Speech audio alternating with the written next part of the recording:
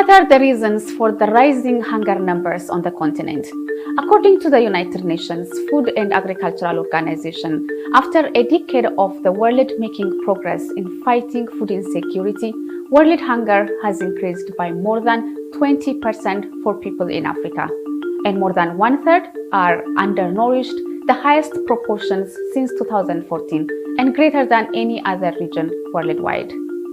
The United Nations Food and Agriculture Organization estimates that around 800 million people on the continent, equivalent to about 60% of the continental population, are affected by moderate or severe food insecurity.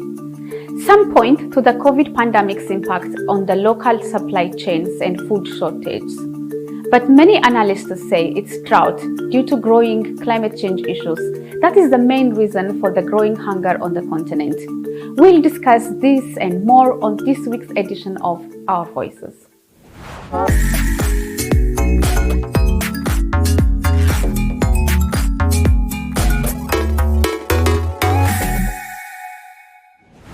Hello, I am Semenya Shekoye and this is Our Voices. On today's program, we'll take a look at how violent conflicts, climate change, and the pandemic are escalating food shortages on the African continent, and why many believe a famine is looming for tens of thousands.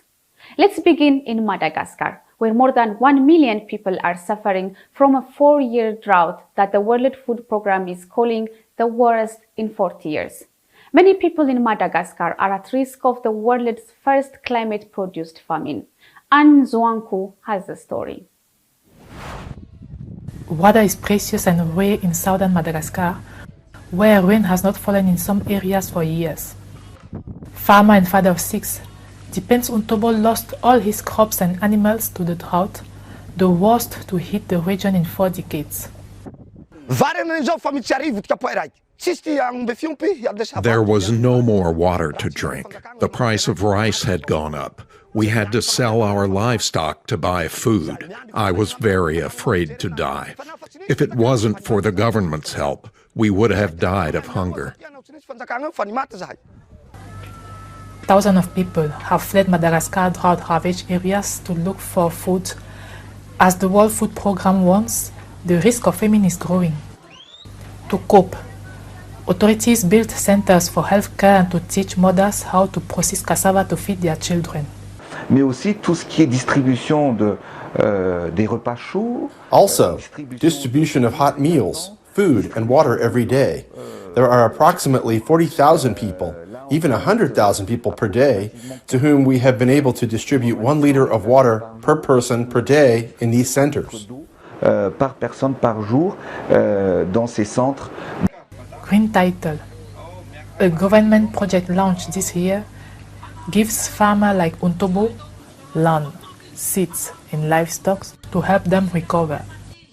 The program also teaches Madagascar's farmers sustainable agriculture so they can be more resilient to future droughts. It's an important skill for farmers on the island nation which sees frequent drought. Vu la disponibilité ou non de l'eau, given the availability or not of water, given the characteristics of the land, how should you grow what to make things better? That's the bottom line. That's climate-smart agriculture. Intelligente face au climat. The Intergovernmental Panel on Climate Change says temperatures in southern Africa are rising at double the global rate. For farmers like Untobo, the war against drought and famine is far from over. Anne Zwanku for VOA News, Antananarivo, Madagascar. Let's move to another hotspot, Ethiopia's Tigray region, where millions of people are in desperate need for food aid. And even in Mekelle, the regional capital, displaced families say that on some days they have nothing to eat.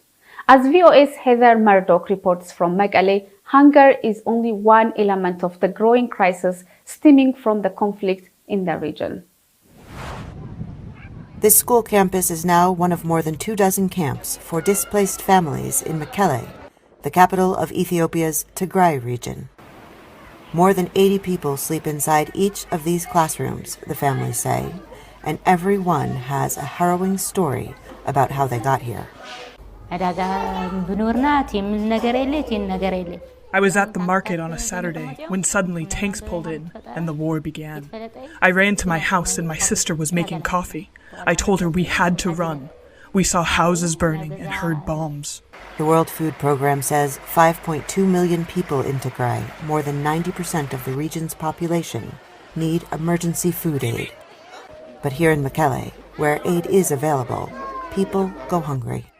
By mid-afternoon in this camp, many families say they haven't eaten anything yet, and that this is not unusual. Local leaders of the displaced families say residents here are short of almost everything. We are facing a lot of difficulties. We don't have enough food, shelter, sleeping materials, and clothing. Before the war, we fed our children 3 times a day, but now we cannot. The conflict in the Tigray region began in November last year, when Ethiopian government troops were sent to the region to crush the forces of the Tigray People's Liberation Front. Now, roughly 2 million people have been forced from their homes. Thousands have been killed. Many more, like Zufan's 11-month-old son, have been injured. Zufan says her son's arm was injured as she fled, and it took her months to reach Mekelle for treatment. I went to the doctor yesterday. He said, "Where were you? He needed an operation, but now you are too late." There are children at the camp without their parents, and parents who lost their children in the chaos, Zufan says. And while her son may never have full use of his arm again, there are so many other mothers whose children are dead. Heather Murdoch, VOA News in Mekelle. To discuss why hunger is growing rapidly in the African continent and the impact it's having on communities, I talked to Hajir Maalim, the Regional Director of East and Horn of Africa at Action for Hunger, an organization that has been on the front lines preventing and treating hunger. There is no short of efforts to try and address the increasing levels of vulnerabilities in Africa. However, these efforts are not meeting the intended targets because of a number of factors. One is the increasing levels of conflict that is driving tens of millions of communities from their homes and making them vulnerable. When a community is uprooted by conflict, they then lose the ability to be able to produce their own food, and therefore this then subject them to hunger. In addition to conflict, we're seeing dramatic impact of climate change across the African continent. In Africa, traditionally, farmers and pastoralists have ways of managing the shocks that they face. However, with now frequent droughts, this coping mechanism and traditional ways of rangeland management is being compromised as the severity of these droughts and floods continue to erode the existing capacities within these communities. And finally, as COVID-19 has hit the world, we're seeing that impact as well on the food security situation in Africa. You mentioned conflict as one of the major driving forces to the rise of hunger. And we are seeing new conflicts emerging in the Horn of Africa and at the continent level in Africa. And the old conflicts are even getting protracted, and none of them are going away. What are the solutions to address the root causes of conflict, and how can Africa come out of this? Definitely, conflict is increasing, and it's particularly impacting women and children who continue to remain vulnerable. Many of our refugee camps have 80% population who are women and children who continues to remain vulnerable to the impact of conflict. Then one key issue that's really driving this increase in conflict is lack of resources and the competition over the limited resources that exist within communities. Until we are able to find equitable ways of sharing resources and continue to support these communities to be able to find better ways of managing their resources and provide support to the best level we can. And there are very simple, easy solutions that has been devised by many of the humanitarian actors, like Action Against Hunger and many others on the ground that continue to support both peace building and development programming in these communities. Your organization is working in all these countries. So how are you addressing, what are the help you are providing in these areas to address the hunger issue in the region? Let me give you an example of one farmer we assisted in northern Somalia, in very dry areas, which is currently also facing drought condition.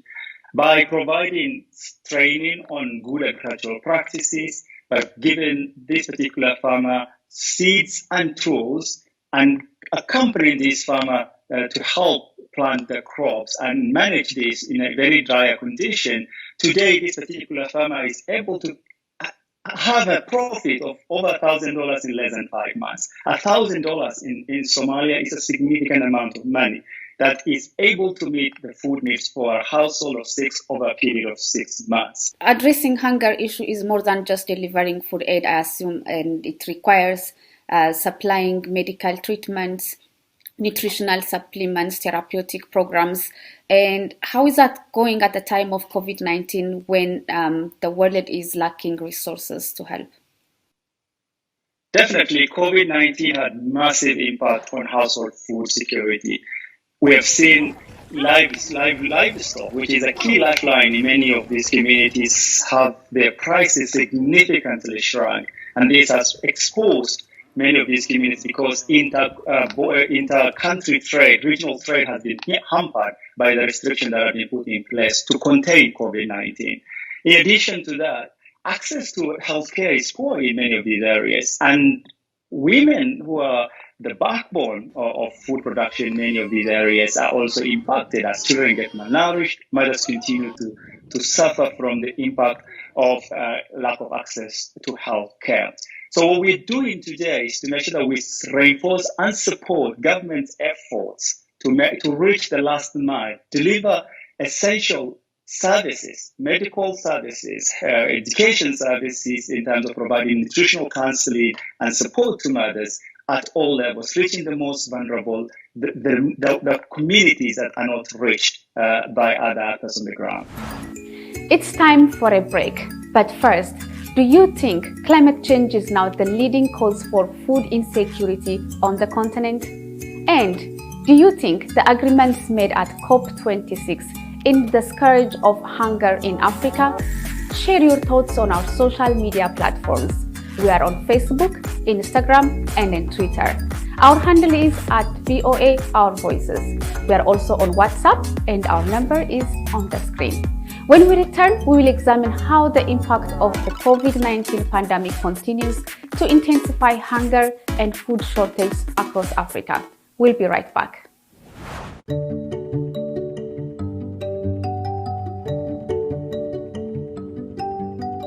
This is a country that I chose to become a citizen. I didn't have to become a citizen. I chose to become a citizen. I feel like America gave me an opportunity to pursue my passion as an artist. I really believe that clean eating is a way to a more successful life, or a happier life, if you want to put it that way. One of the things that helps me wake up every morning is doing better, being better. We grew up poor, and so I'm always focused on helping the working class be able to have a more comfortable lifestyle. I'm passionate about doing justice every day. I oftentimes say that justice is a verb, not a noun. You know, I believe in action and moving the ball forward. Welcome back. You are watching Our Voices. In the grip of the COVID-19 pandemic, South Africa has seen hunger increase nearly threefold, according to the national survey. One Man is helping to tackle the problem by launching community farms to help feed inner city residents. Linda Giftash reports from Johannesburg. Between flower beds, along roadsides, and on school fields, crops are springing up around South Africa's largest city. The idea of these so-called edible streets was spearheaded by Simbonga Nkandla and the non-profit Makers Valley Partnership to curb hunger and malnutrition. The need became ever more apparent as gardens were picked bare when lockdowns hit last year. You could see that this household haven't had a meal in the past 2 days or so. then definitely then others will open up their refrigerator for you, or others will open up their cupboard. You could see that there's literally nothing.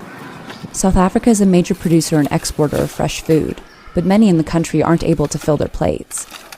A national survey led by South Africa's Research Council found that as many as 22% of the country's 60 million people experienced hunger since the pandemic struck. That's compared to just 6% pre-pandemic.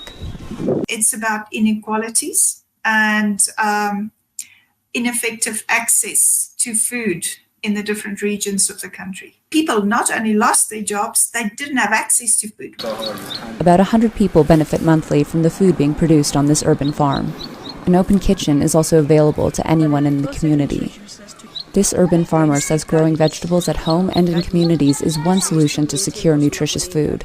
We've seen a lot of people coming here, wanting to harvest. Some, they don't have money. So we've seen a lot of people coming through and with the willingness of also working in the land because they see the results that they're gonna eat at the end of the day. They're also teaching children how to grow vegetables and herbs, skills they can take home. With food prices having spiked nearly 7% this year, according to the government, these projects have become crucial to many.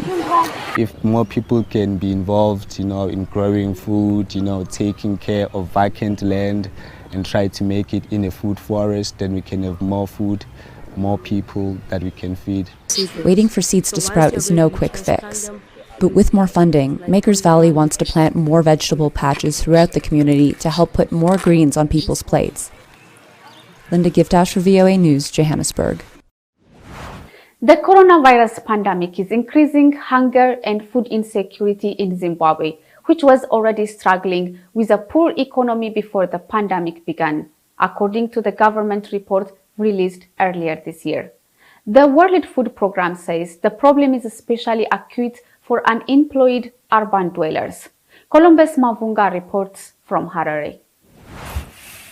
The government report called Zimbabwe Vulnerability Assessment says about 2.4 million locals in the country's urban areas are struggling to meet their basic food needs because of lockdowns to contain the spread of COVID-19. Murambiwa Simon Mushongorokwa used to get casual factory jobs before the pandemic hit Zimbabwe. That was $30. I used to get about $30 a week. It was not enough for my needs, but when the lockdown came, it got worse until I started growing mushroom. He uses forage from his backyard, corn and sorghum field to grow the mushrooms. He says he now gets about $5 a week from selling it and uses some for consumption with his wife and 5 dependents. Simon Julius Kufakwevanu, an official from a local NGO, has been teaching people in this poor suburb to grow mushrooms. Before the introduction of mushroom growing farming in this area, it was very tough for people in this community to survive because of the lockdown and so forth. But now, when Fisher-Wolf brought in the mushroom growing, it's changing because you can now buy something. You are now able to go to the shops and buy mini-meal, buy sugar and so forth. The World Food Programme says it is looking for more ideas and resources to help 550,000 people like Mushongorokwa in urban areas get basic food for survival. COVID-19 has not only wiped lives, it has wiped livelihoods as well. The number of people who are unable to put food on their table in Zimbabwe's urban areas has increased from 30% during the same period in 2019 to 42% right now. Zimbabwe government says it is giving about $12 a month to families affected by lockdowns. That's nowhere near the $500 an average family of 5 to 7 people needs to survive each month. People like Mushongorokwa hope that with the lockdowns recently eased, jobs and livelihoods will come back. In the meantime, the WFP is seeking $32 million to feed food insecure urbanites. Columbus Mavungam for VOA News, Harare. It's time for another break. When we come back, we will look at how farmers and entrepreneurs are using innovative technology and techniques to feed the hungry and still grow their business. That's coming up next. Stay with us. We're bringing women's voices to the conversation, and more than that, we're building a community of inclusion and empowerment. Here in Kinshasa, campaigns to raise awareness against the spread of coronavirus are common, but getting that information to people who have no access to water, electricity, or money can be a challenge. We are here at Kalerwe Market in Uganda, Kampala, where in this whole market, women are crying out for their situations to change. For women, it will be better for us. I think a big thing for me is just being able to say that when these protests are happening, does it turn around into policy? Our kids are raped every single day. This movement got the government to listen. It really was powerful because it showed what is possible when men and women band together and say enough is enough. It's not necessary anymore to climb on a car. I can be in any place to cheer with the people.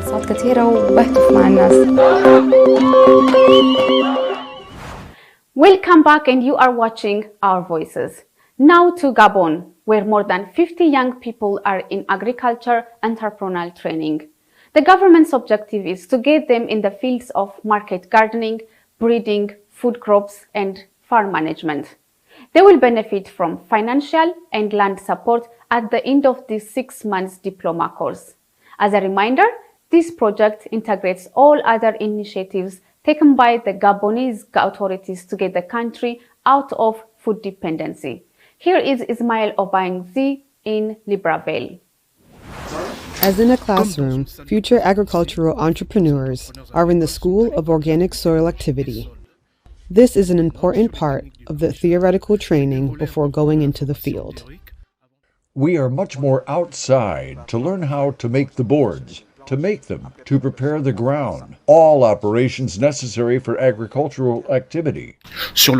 On a more practical level, agripreneurs need to master the soil revitalization routes. Hoeing technology is an important part of the curriculum.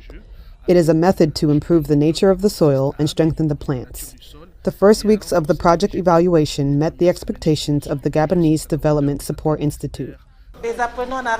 When the learners arrived here, they are not very interested in it, but from the first lesson they understood the importance of acquiring a profession. And with this profession, they have the possibility to take charge. Talk about this agriculture project to see how they will put this training into practice. Once the training completes, the students will be a part of the Gabonese Agricultural Achievements Program and the initiatives of the committed nationals to sell their products. My dream is to have a farm. I realize that the agricultural sector, both in Africa and in our country, is a promising sector. And I wanted to participate alongside our government in ensuring that our country is self-sufficient in terms of food.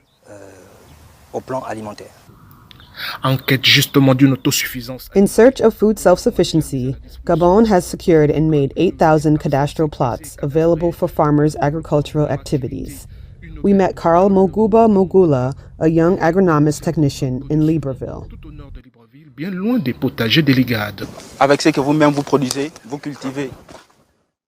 It's nice to see the products you produce yourself, your harvest. You can enjoy the food together with other people.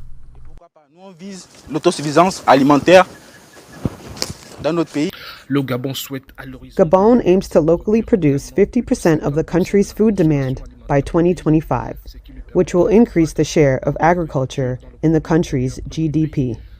This sector currently represents less than 10% of the GDP. Some farmers and organizations in Africa are adopting technology-based solutions as the continent seeks to prepare itself for the effects of climate change. One group in Kenya is investing in cold storage facilities to ensure that excess agricultural produce that would have otherwise become gas-producing waste is collected, stored, and distributed to those in need, including victims of drought. Brenda Mulinya reports from Nairobi. For close to 5 years, Food Bank in Kenya has been helping people like Lillian and Vihenda feed their families. In the current hard economic times in Kenya, Lillian says these care packages from the non-profit group help keep her children in school. The money that I would have used to buy food that I now get from the food bank, I use it to pay for my children's school fees, which is a great help. The organization salvages abandoned excess food from farms and markets and stores it for distribution to the needy and vulnerable. The food bank's mission to eradicate hunger and tackle food waste has also morphed into a campaign to stop the harmful impact of climate change. John Gadhungu, the non-profit's head, says the recent acquisition of a cold storage facility is enabling the food bank to store more and reduce greenhouse emissions from the farms. When food in the farms ends up in the landfills, you find that there is a lot of toxicity within the air, because what happens is that when they rot in the landfill, they produce methane, which is a worse product than carbon dioxide. And if we curb food wastage, we can be able at least to reduce the amount of of gas that is produced from at least 6 to 80%. Smart agriculture and technological advances will be key to helping Africa adapt and mitigate climate change impacts, says analyst Winnie Haimba. Agricultural technologies that also ensure that you have reduced emissions, CO2 emissions, carbon dioxide emissions, methane emissions, and so on, which are all greenhouse gases, are really, really important. So I need of these technologies, and then also the capacity to be able to apply these technologies. But technology requires funding, and that remains a challenge. Experts say the continent will need more than $300 billion over the next decade as it develops strategies that will help cushion it from the effects of climate change. Brenda Mulinya for VOA News, Nairobi. You know any woman agriculture entrepreneurs or know of an organization who is working to combat hunger on the continent by providing an alternative in farming or provide food security? If you do, please let us know and share your comments using the hashtag #VOAOurVoices. And that's where we will end our show this week. Thanks to my Our Voice colleagues, and on behalf of everyone at Voice of America, I am Semenyi Shekoye. Thanks for watching and stay safe.